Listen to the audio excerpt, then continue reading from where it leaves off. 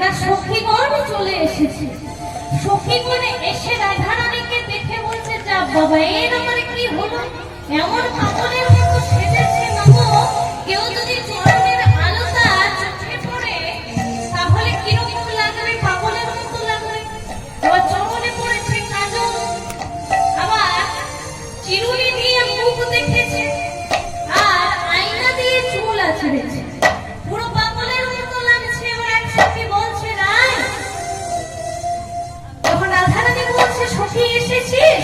ওরে ললিতা, দেখ তো একবার আমায় আজ কেমন লাগছে।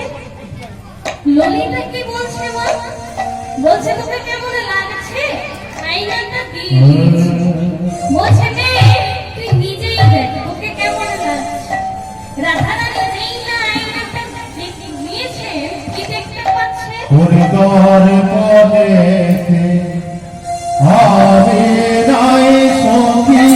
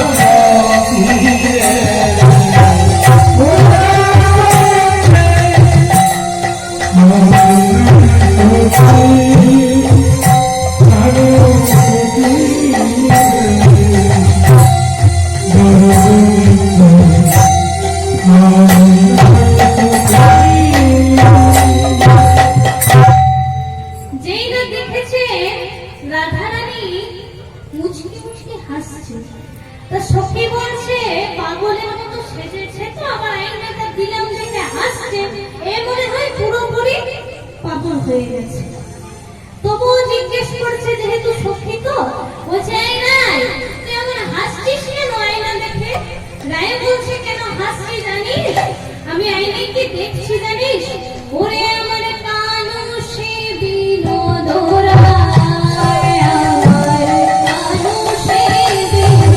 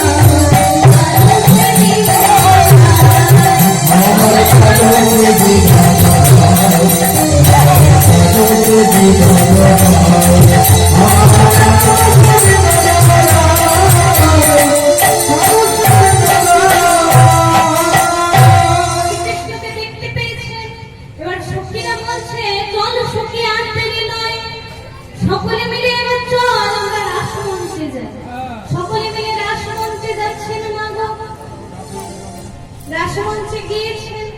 এবার রাসমঞ্চে যেই না গিয়েছে, গোবিন্দ বাঁশি বাজিয়ে ডেকেছে।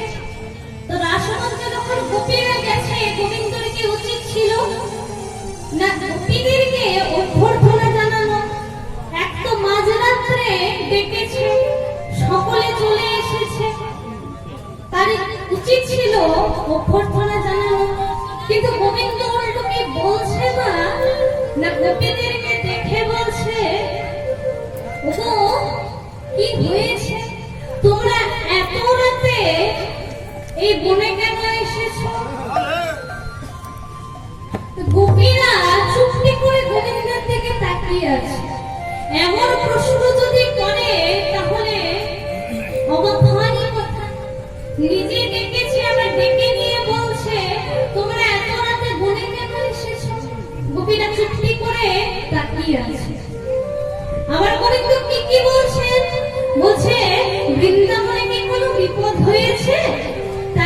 দিয়েছো আমার কাছে? গোপীরা চুপ করে কৃষ্ণের দিকে বক্র দৃষ্টিতে তাকিয়ে আছে। আবার কৃষ্ণ বলছে, আমার দিকে আমার ভয়ঙ্কর দৃষ্টিতে তাকিয়ে আছো কেন? আর কিছু বলছো না যে? কি হয়েছে কি এত রাতে সকলে নিজের গৃহ ত্যাগ করে আমার কাছে ছুটে এসেছো? কি হয়েছে কি?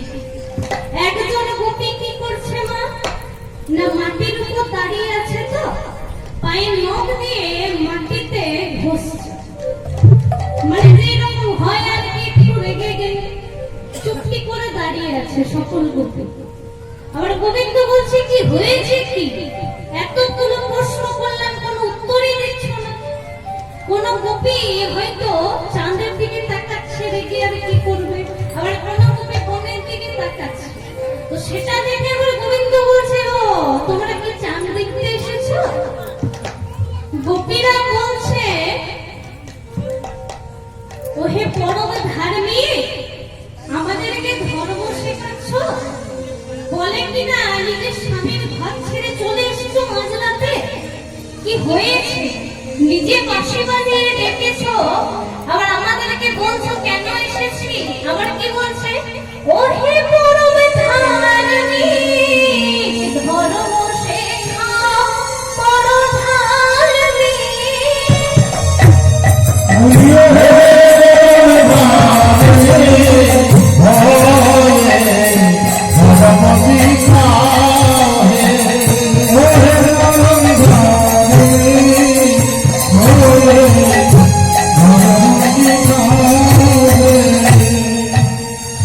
বলছে, ও হে পরম ধার্মিক, আমাদেরকে ধর্ম শিক্ষা দিচ্ছ? কেন মাঝরাতে চলে এসেছি নিজের স্বামীর ঘর ছেড়ে? বলে, তুমি যে কত পরম ধার্মিক সেটা আমাদের থেকে ভালো কেউ জানে না। মাঝরাতে ডেকেছো বাঁশি বাজিয়ে, আবার এখন জিজ্ঞেস করছো কেন এসেছি। গোবিন্দ দেখলেন যে এদেরকে যদি আর কিছুক্ষণ এরকম প্রশ্ন করতে থাকে, না জানি কি হয়ে যাবে। মাগো, গোপীরা কিন্তু খুবই ধৈর্যশীল, যে অতক্ষণ ধরে অতগুলো প্রশ্ন করলো কিন্তু কেউ মুখে কিছু বলল না। আপনাকে যদি কেউ মাঝরাতে ডেকে বলে, একটা বিশেষ কথা আছে তোমার সাথে, আপনি মাঝরাতে গেলেন, তারপরে সে যদি উল্টো জিজ্ঞেস করে যে এত মাঝরাতে তুমি আমার কাছে এসেছো কেন, আপনি কি চুপ করে থাকবেন? কত কি বলে দেবেন, অনেক রেগে যাবেন। কিন্তু গোপীরা রেগেছে, চুপ করে দাঁড়িয়ে আছে। তাই গোবিন্দ দেখছে, আর যদি এদেরকে রাগিয়ে দিই তাহলে এদের একদিন কি আমার একদিন হয়ে যাবে। তাই কি করলেন না, বলছে এবারে আজকে যেই জন্য এদেরকে ডাকা সেই কাজ সম্পূর্ণ করি না। শারদ চন্দ্র পবন মন্দ বিপিনে ঘটল কুসুম গন্ধ। রাস পূর্ণিমার দিনে রাসলীলা করার জন্য সুন্দর একটা পরিবেশ তৈরি হয়েছে। এবার গোবিন্দ বলছেন, চলো তাহলে সকলে মিলে রাসমঞ্চ তৈরি করা যায়। মাগো, রাসমঞ্চ তৈরি হচ্ছে। কাঞ্চন মণিগণ জননীর মাল রমণী মণ্ডল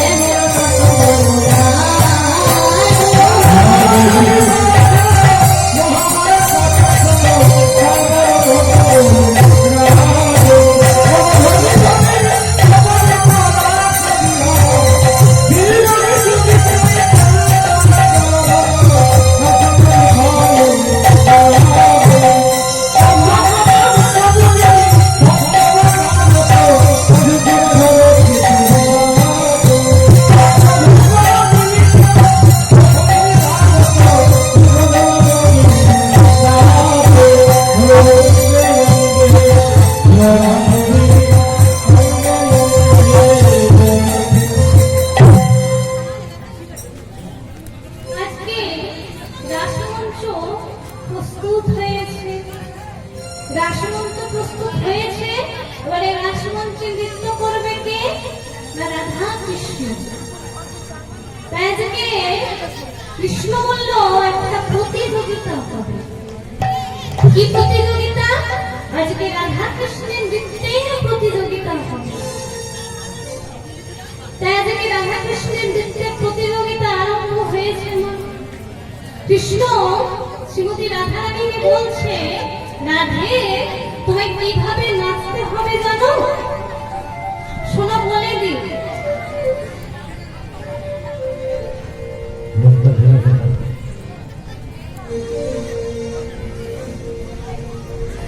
আমি বিষম সংকট তানে বাজাই বাঁশি,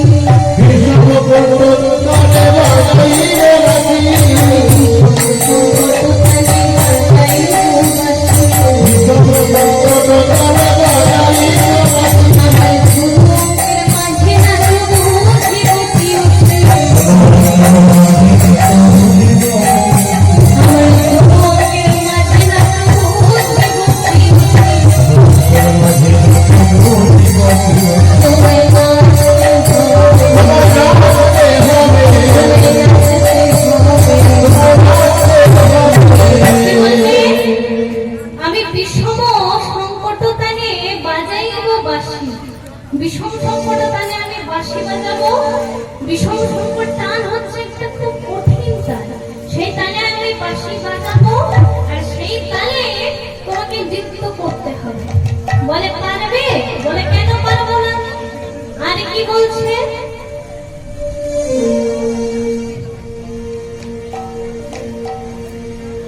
যেমন বলেন শ্যামলা বলে তেমনি নাচে, যেমন বলেন শ্যামলা বলে তেমনি নাচে, যেমন বলেন শ্যামলা বলে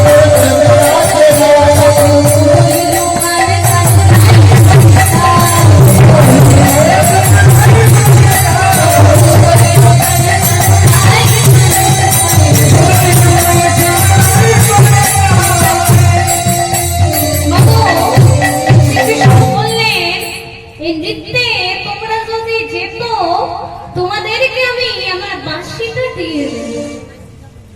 আর যদি আমি দিতি তাহলে কি হবে না, আমি বিস্ফোরক কাচও দিলে মানে মাথার যে ঘুমটা যে চেলি সেইটা হবে।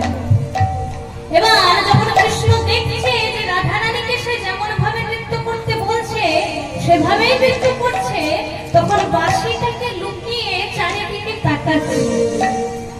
এবার রাধা রানী তো নৃত্য করে দিলেন যেমন করে নৃত্য করতে বলেছিল। এবার কৃষ্ণকে বলছে আমাদের নৃত্য করা হয়েছে এবং তুমি নৃত্য করো। তো কৃষ্ণকে বলছে বলো তাহলে নৃত্য করছি, কিভাবে নৃত্য করবো? কি বললো? না নইবে গন্ডমুন্ডু নুপুরে ধরা,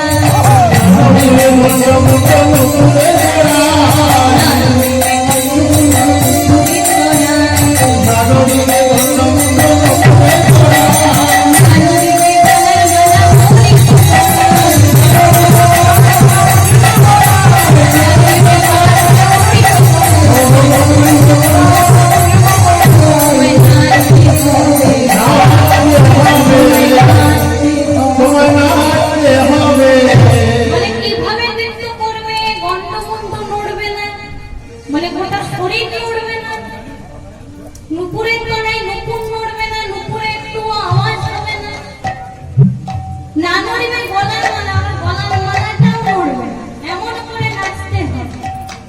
তাই কি বলছে তোমায় কি তালে নাচতে হবে জানো? উদি ভট্ট তালে যদি হারো বড় মানে, তালে যদি হারো বড় মানে,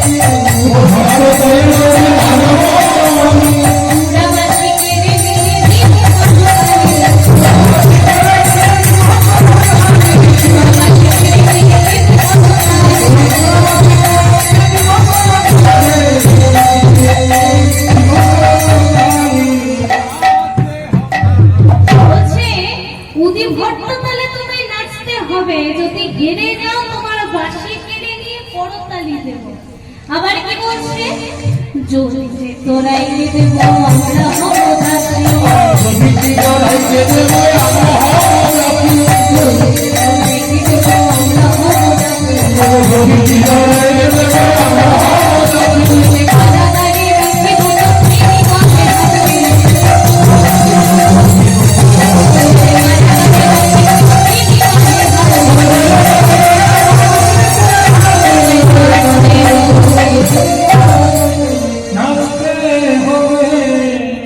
আবার কি বললেন যদি তুমি জিততে পারো তাহলে রাধারানীকে তোমায় দিয়ে দেবে আর আমরা সকলে গোপিনীগণ বলছে আমরা সকলে তোমার দাসী হব আর যদি হেরে যাও তোমায় কারাগারে রেখে দেবে এই কথা বলছে আজকে শ্রীকৃষ্ণ নৃত্য করলেন রাধা কৃষ্ণের নৃত্য হচ্ছে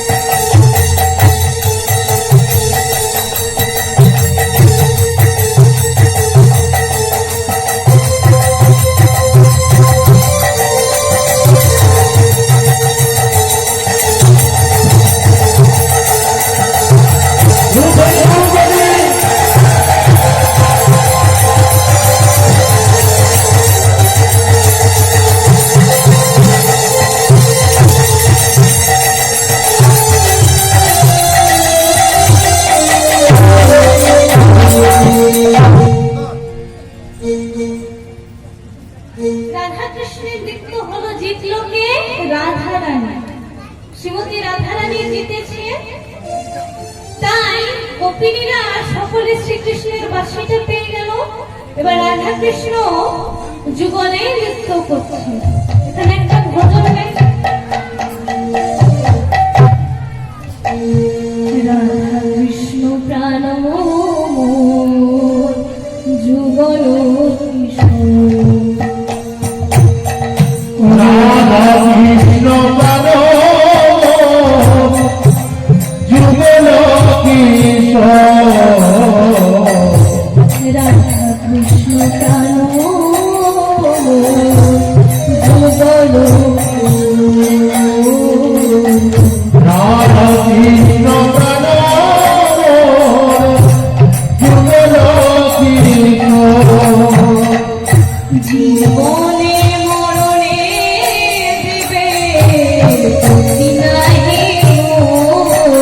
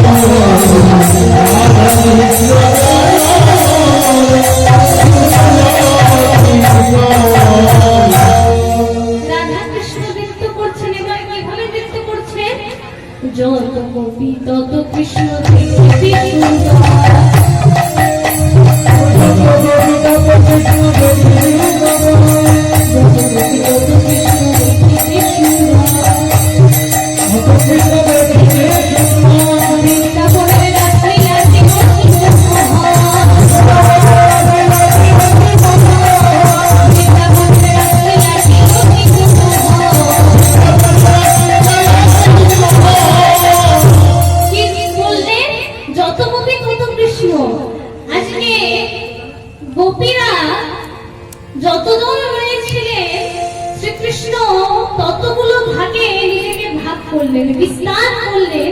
এরকম যত গোপী তত কৃষ্ণ, যতগুলো গোপী ছিল ততগুলি কৃষ্ণ এলো এবং সকল গোপীতে এবং কৃষ্ণতে নৃত্য পরিবেশন করছে।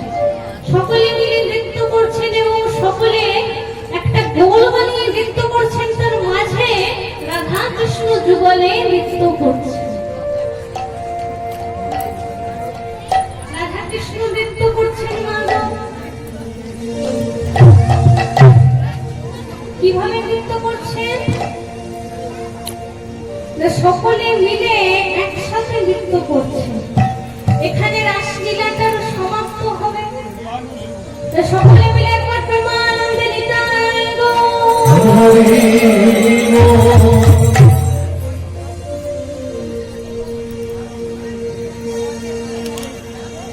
राधे तेरे चरणों की धूल